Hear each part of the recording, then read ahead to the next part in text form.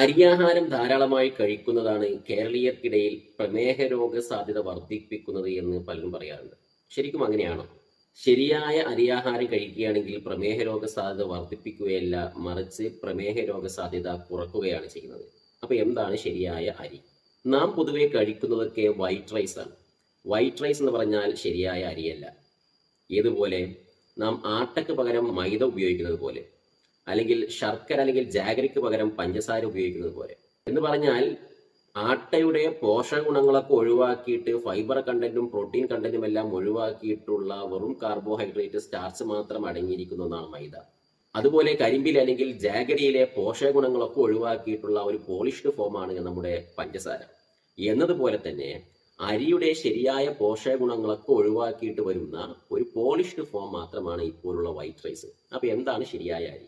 അരിയുടെ outer covering ആയിരിക്കുന്ന rice ബ്രാനും അതുപോലെ അതിനകത്തുള്ള ജേമും എൻഡോസ്പവും എല്ലാം അടങ്ങിയതാണ് ശരിയായ അരി. അതാണ് ബ്രൗൺ റൈസ്, അതല്ലെങ്കിൽ ശരിക്കും പറയുകയാണെങ്കിൽ അത് റെഡ് റൈസ്. ഈ റെഡ് റൈസിൽ അല്ലെങ്കിൽ ബ്രൗൺ റൈസിൽ അരിയുടെ പുറത്ത് ഒരു റൈസ് ബ്രാൻ ഉണ്ടാകും, അതിനകത്ത് ജേമും അതുപോലെ എൻഡോസ്പവും ഉണ്ടാകും. അരിയുടെ പോഷക ഗുണങ്ങളൊക്കെ അടങ്ങിയിരിക്കുന്നത് ഈ റൈസ് ബ്രാനിലും ജേമിലുമാണ്. അതിനകത്താണ് നമ്മുടെ ശരീരത്തിന് ആവശ്യമായിരിക്കുന്ന ഫൈബറുകൾ അല്ലെങ്കിൽ നാരുകൾ അടങ്ങിയിരിക്കുന്നത്. അതുപോലെ ശരീരത്തിന് ആവശ്യമായിരിക്കുന്ന വൈറ്റമിൻസ്, പ്രധാനമായിട്ടും vitamin B complex, vitamin B1, thiamine, vitamin B2, B3, B6, B9 ഇവയൊക്കെ അടങ്ങിയിരിക്കുന്നത് ഈ റൈസ് ബ്രാനിലാണ്.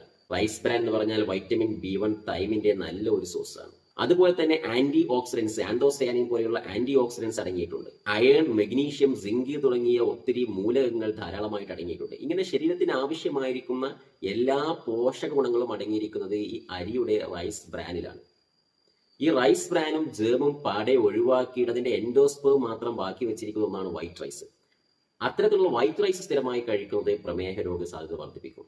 എന്നാൽ ഈ വൈറ്റ് റൈസിന് പകരം അതിലെ ഈ റൈസ് ബ്രാനും ജേമും ഒന്നും ഒഴിവാക്കാത്ത ബ്രൗൺ റൈസ്, അതല്ലെങ്കിൽ റെഡ് റൈസ് ആണ് നാം സ്ഥിരമായിട്ട് കഴിക്കുന്നതെങ്കിൽ പ്രമേഹ രോഗ സാധ്യത വർദ്ധിപ്പിക്കുകയല്ല, കുറക്കുകയാണ് ചെയ്യുക. അതെങ്ങനെയാണ്? ഒന്ന്, ഈ പോഷക ഗുണങ്ങളൊക്കെ നമുക്ക് ലഭിക്കും ബ്രൗൺ റൈസിൽ നിന്ന് അല്ലെങ്കിൽ റെഡ് റൈസിൽ നിന്ന്.